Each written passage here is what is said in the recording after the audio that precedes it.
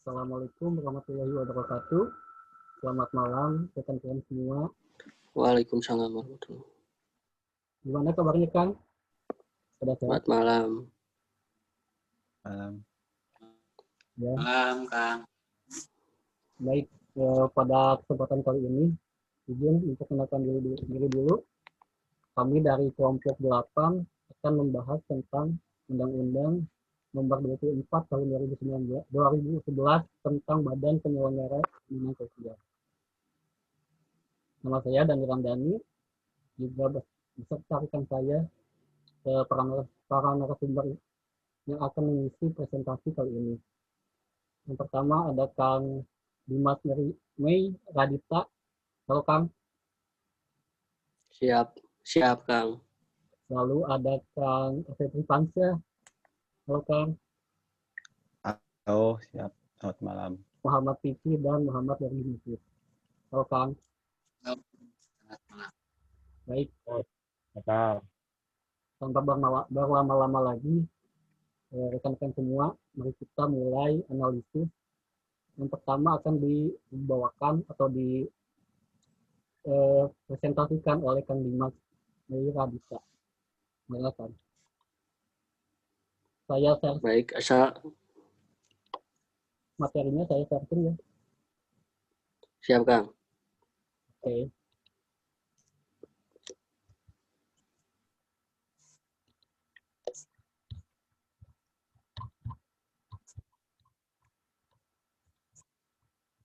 Sudah muncul Kang? Siap sudah Kang. Oke, mangga Kang, langsung. Oke, assalamualaikum warahmatullahi wabarakatuh. Waalaikumsalam warahmatullahi wabarakatuh. Saya Dimas Mei Radita akan membacakan sebuah analisis berdasarkan UU Nomor 24 Tahun 2011 Pasal 1 Nomor 1 dan 2. Badan Penyelenggaraan Jaminan Sosial atau BPJS adalah badan hukum yang dibentuk untuk menyelenggarakan program jaminan sosial. Jaminan sosial adalah salah satu bentuk perlindungan sosial untuk menjamin seluruh rakyat agar dapat memenuhi kebutuhan dasar hidupnya yang layak. Berbeda dengan asuransi lainnya, BPJS Ketenagakerjaan akan memberikan perlindungan yang beragam dan mencapai hal-hal yang sangat penting bagi para pekerja. Jadilah bersama BPJS Ketenagakerjaan, sehingga pekerja menjadi lebih menyenangkan dan nyaman. Sebab hak-hak sebagai seorang pekerja akan melindungi dengan baik dan maksimal. Kaitan BPJS dengan nilai-nilai Pancasila tergambar dari pasal 2 UU Nomor 24 Tahun 2011. Tentang asas-asas yang ada pada BPJS, yaitu asas kemanusiaan yang ada pada sila kedua dan atas keadilan sosial bagi seluruh rakyat Indonesia yang ada pada sila kelima. Asas kemanusiaan adalah asas yang terkait dengan penghargaan terhadap martabat manusia yang bermakna untuk saling mencintai sesama manusia, membanggakan sikap tanggung jasa, tidak semena-mena terhadap orang lain, dan menjunjung tinggi kemanusiaan. Asas keadilan sosial bagi seluruh rakyat Indonesia yang bermakna untuk bersikap adil, menjaga keseimbangan antara hak dan kewajiban, menghormati hak-hak orang lain, dan bersama-sama berusaha mewujudkan kemajuan yang merata dan berkeadilan sosial. Mungkin segitu saja analisis dari saya. Oke, Kang Dimas. Sekian dan terima kasih. Assalamualaikum warahmatullahi wabarakatuh. Waalaikumsalam warahmatullahi wabarakatuh. Baik, seperti yang dikatakan Kang Dimas, dari pemaparannya itu BPJS adalah Badan Penyelenggara Jaminan Sosial yang menjamin hak-hak rakyat Indonesia. Nah, BPJS Betul, Kang. itu betul Kang. Nah, ternyata BPJS juga itu udah menjiwai dari nilai-nilai Pancasila, terutama dari sila kedua dan sila kelima. Tapi, betul Kang. Nah, tapi apakah implementasi atau penerapan BPJS di lapangan itu sesuai tidak dengan pasal-pasal yang ada di Undang-Undang Nomor 24 Tahun 2011. Nah, yang akan memaparkannya itu adalah Kang Muhammad Fikri.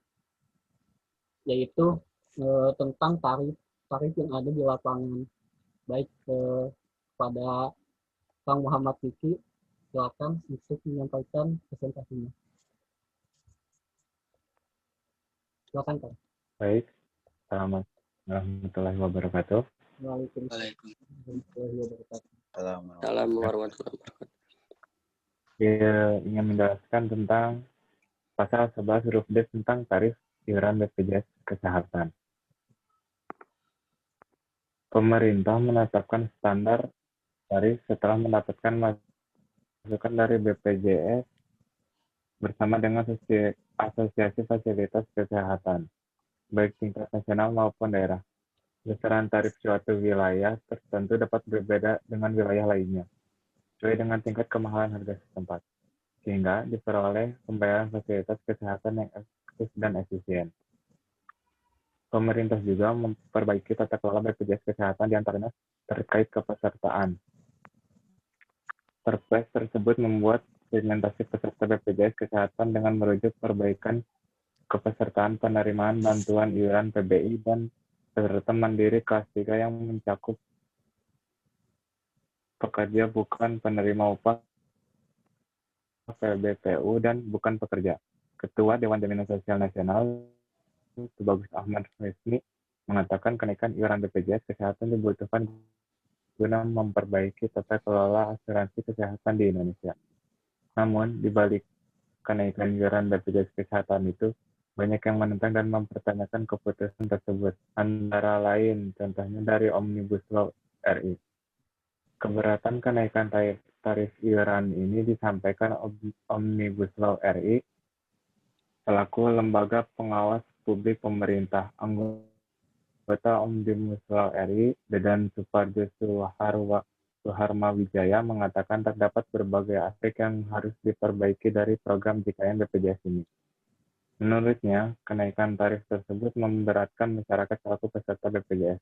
Terlebih lagi, dia menyoroti masyarakat yang membayar iuran tersebut secara mandiri atau PBPU sebagai kenaikannya sangat signifikan. Dia mengatakan pemerintah seharusnya juga mempertimbangkan kenaikan tarif iuran tersebut dapat menyelesaikan persoalan defisit BPJS Kesehatan yang selama ini terjadi setiap tahunnya. Kemudian, kenaikan iuran ini juga seharusnya meningkatkan pelayanan tersebut sehingga masyarakat tidak semakin kecewa dengan kenaikan ini. Dengan naiknya iuran BPJS ini, masyarakat sangat mengharapkan pelayanan semakin membaik, terutama di kelas menengah ke bawah yang sampai saat ini dianggap masih kurang. Beberapa faktor yang dianggap masih kurang yaitu dari segi pelayanan antara lain masih kurangnya rumah sakit tipe D yang masih belum ada, terutamanya di Kota Bandung. Lalu kurangnya puskesmas, di mana di Kota Bandung sendiri hanya memiliki sekitar 80-an puskesmas. Sementara idealnya itu untuk di Kota Bandung itu di angka 150-an puskesmas. Dan juga pelayanan BPJS di rumah sakit yang belum ada. Jadi jika ada masyarakat yang membutuhkan bantuan BPJS atau data diri dan lainnya, itu harus keluar dari rumah sakit sendiri dan mengurusnya di kantor lain. Lalu tentang BPJS yang tidak maksimal, yaitu BPJS hanya menaikkan saja iuran sedangkan pelayanan tidak maksimal. Masyarakat harus mendapatkan pelayanan itu secara optimal. Mungkin sampai situ untuk penjelasan dari saya. Terima kasih. Oke, terima kasih Kang Kiki. Dari pemaparan Kang Kiki itu memang benar tarif BPJS itu berbeda-beda di suatu tempat antara tempat yang satu dengan tempat yang lainnya. Itu kan?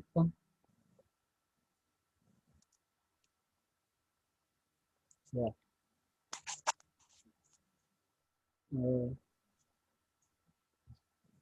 Lanjut aja ya. Oke, kita ke pembahasan selanjutnya. Siap, Kang. Kita ke pembahasan selanjutnya itu masih tentang tarif, tetapi ini lebih diperdalam lagi oleh Kang Muhammad Nurdin Yusuf. Kang Muhammad Nurdin Yusuf. Baik. Silakan Kang. Saya di sini akan menambahkan sedikit bahasan dari Kang Piki.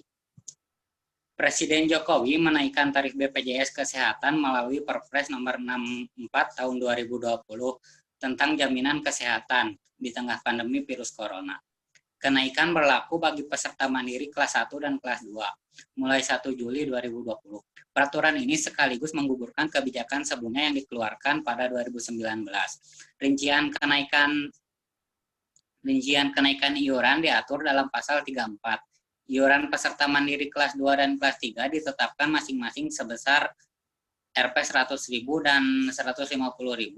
Sementara untuk Januari sampai Maret tahun ini iuran tetap sama dengan Perpres nomor 75 tahun 2019 Rp 160.000 untuk kelas 1 dan Rp110.000 untuk kelas 2. Yang menjadi pertanyaan, apakah kenaikan tarif BPJS ini sejalan dengan kinerja BPJS tersebut? Kenaikan tarif BPJS menurut saya tidak sejalan seperti kinerjanya. Seperti yang kita ketahui bersama bahwa sering terjadi beberapa pasien kesulitan untuk mendapatkan ruang inap dengan alasan bahwa ruang inap tersebut sudah penuh. Lantas apakah itu terjadi karena jumlah pasien yang terlalu banyak atau kurangnya rumah sakit yang menjadi rujukan BPJS itu sendiri? Menurut Undang-Undang Nomor 24 Tahun 2011 tentang Badan Penyelenggaraan Jaminan Sosial, Pasal 13 huruf B, berbunyi, dalam melaksanakan tugas sebagaimana dimaksud dalam Pasal 10, BPJS berkewajiban untuk mengembangkan aset dana jaminan sosial dan aset BPJS untuk sebesar-besarnya kepentingan peserta. Jika dilihat dari undang-undang tersebut, sudah menjadi kewajiban BPJS untuk mengembangkan aset, sarana, dan prasarana seperti rumah sakit dan peralatan kesehatan lainnya. Hal itu untuk mengantisipasi terjadinya pasien yang tidak memiliki kamar untuk rawat inap. Bukan hanya membiayai prasananya saja, tetapi BPJS berkewajiban untuk membiayai sarananya juga seperti obat-obatan. Namun sering terjadi beberapa kasus rumah sakit tidak memiliki stok obat yang diperlukan pasien, sehingga pasien harus membeli obat itu secara mandiri. Menurut Undang-Undang Nomor 24 Tahun 2011 tentang Badan Penyelenggaraan Jaminan Sosial, Pasal 10 huruf F yang berbunyi, dalam melaksanakan fungsi sebagaimana dimaksud dalam Pasal 9, BPJS bertugas untuk membayarkan manfaat dan atau membiayai pelayanan kesehatan sesuai dengan ketentuan program jaminan sosial. Jika kita melihat pasal tersebut, sudah menjadi kewajiban BPJS untuk membiayai juga obat-obatan pasien dan rumah sakit tidak boleh untuk meminta pasien membeli obat tersebut secara mandiri. Melihat beberapa kasus tersebut, kenaikan iuran BPJS belum turut serta dengan sejalannya kinerja dari BPJS itu sendiri. Terlebih di tengah pandemi seperti ini yang seharusnya pemerintah ikut turut serta merasakan kesulitan yang dialami masyarakatnya, akan tetapi pemerintah malah mengeluarkan Perpres untuk menaikkan tarif BPJS tersebut. Hal ini cukup sangat memberatkan masyarakat, terutama ekonomi kelas menengah ke bawah. Mungkin segitu saja tambahan dari saya. Oke, terima kasih Kang Muhammad Nurdin Yusuf. Dari pemaparan Kang Muhammad Nurdin Yusuf, ya betul, kenaikan dari tarif BPJS itu sangat membebani masyarakat. Betul kan, Kang? Betul, Kang. Terutama untuk ekonomi kelas menengah ke bawah. Untuk ekonomi kelas menengah ke bawah itu sangat membebani. Tetapi dengan kenaikannya itu ternyata tidak sejalan gitu kan dengan apa yang terjadi di lapangan. Mungkin dari pelayanannya seperti apa itu masih kurang optimal ya kan. Iya. Ada tambahan lagi kan? Sudah cukup, Kang. Oke, terima kasih ya Kang. Terima kasih Kang Muhammad Nurdin Yusuf. Oke, kita ke pembahasan terakhir itu dari analisis Kang Asep Rifansyah. Ya, selamat malam. Ya, malam Kang Asep. Selamat malam. Gimana Kang, sehat? Alhamdulillah sehat. Alhamdulillah ya. Kang Asep ini akan menjelaskan tentang apa sih implementasi dari PBJS itu sendiri kan. Mungkin Iya, akan diperdalam lagi ya Kang. iya. Oke, langsung aja Kang.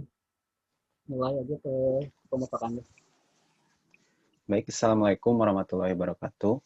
Waalaikumsalam. Dari data analisis saya bahwa BPJS Kesehatan itu terbagi menjadi dua, yaitu non-PBI dan PBI. Non-PBI merupakan non-penerima bantuan iuran.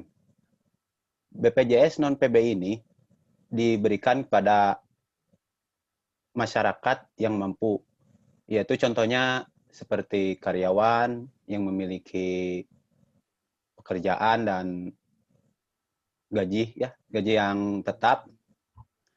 Dan selanjutnya BPJS PBI yaitu penerima bantuan iuran atau yang sering dikenal dengan KIS Kartu Indonesia Sehat. BPJS PBI ini diberikan oleh Presiden Joko Widodo pada tahun 2014 sebagai kartu yang menjamin kesehatan masyarakat yang kurang mampu. Namun, dalam pelaksanaannya, BPJS di lapangan masih banyak kekurangan dan masih banyak keluhan-keluhan masyarakat yang dilontarkan kepada pihak BPJS sendiri. Contohnya yang pertama,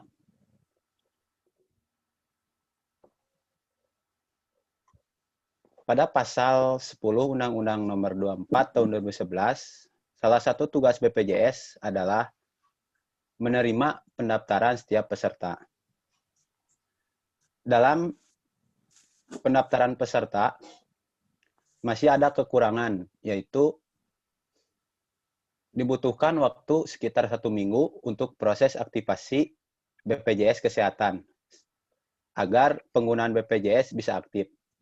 Dalam kasus ini, masih perlu dioptimalkan, karena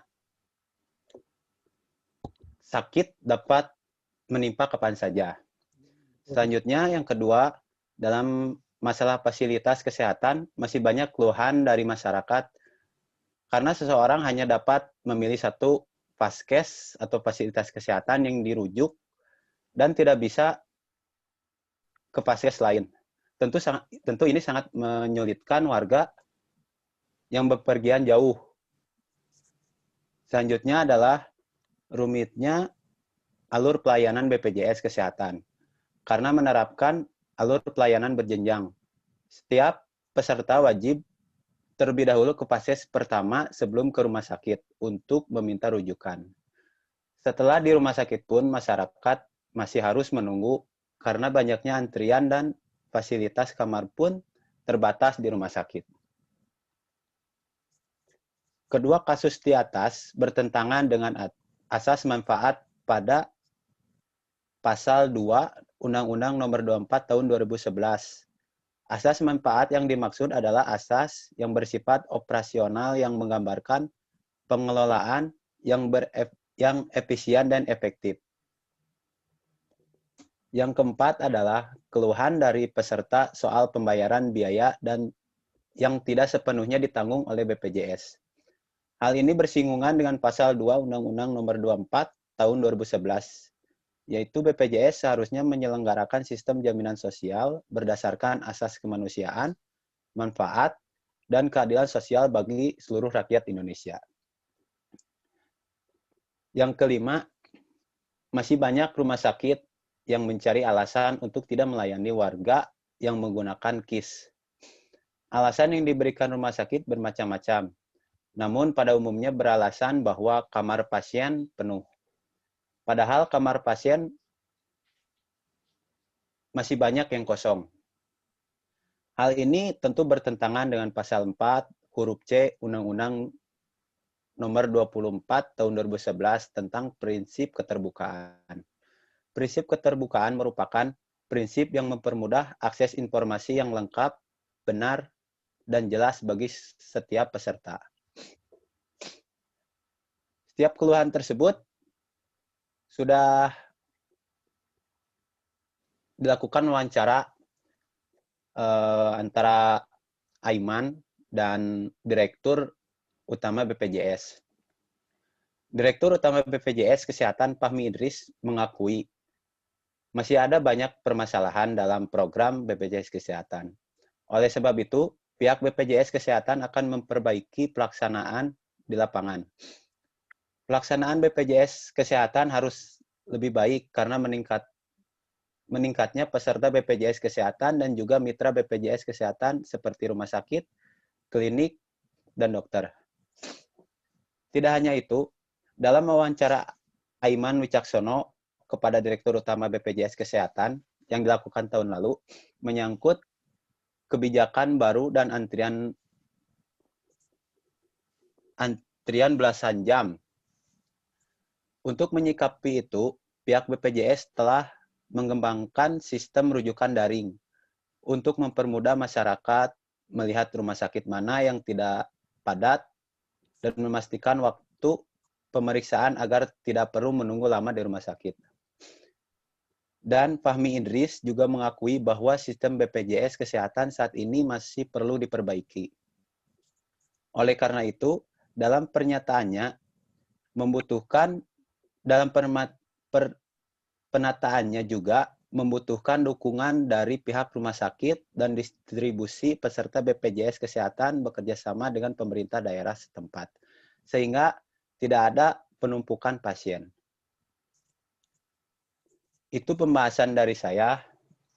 Mohon maaf bila penjelasan saya kurang jelas. Terima kasih. Wassalamualaikum warahmatullahi wabarakatuh. Waalaikumsalam. Waalaikumsalam warahmatullahi wabarakatuh. Oke.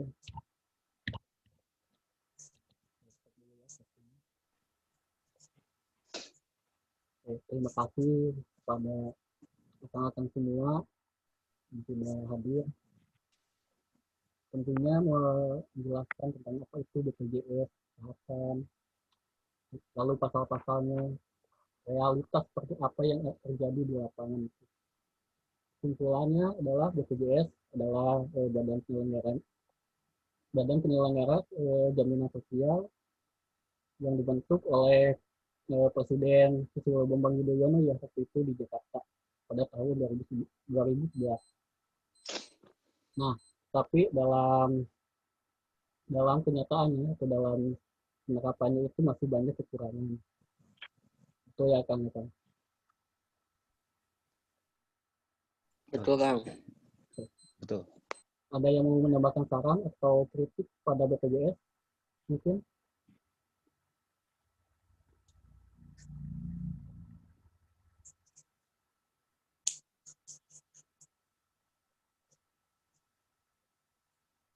Gimana, Kang Asep? Tidak, saya cukupkan. Udah. Sudah ya. Tidak ada. Berarti presentasi kita kali ini saya cukupkan. Terima kasih kepada semua narasumber yang sudah bisa hadir.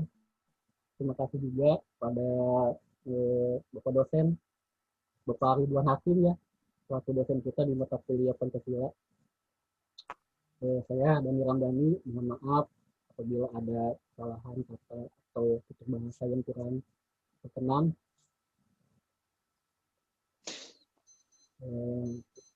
Assalamualaikum warahmatullahi wabarakatuh. Selamat malam. Waalaikumsalam. Waalaikumsalam. Selamat malam dan selamat beristirahat. Selamat malam, Kang. Terima kasih. Oke dulu, Kang, dokumentasi. Siap. Gimana pastinya? Udah ya. Oke, 4, 2, 3. Boleh, Kang? Boleh. Balik, boleh. Ya, Oke. Kang. Ya. Mas cekap, Kang? Atau, Kang? Nih, Alhamdulillah. Atau? Beresnya.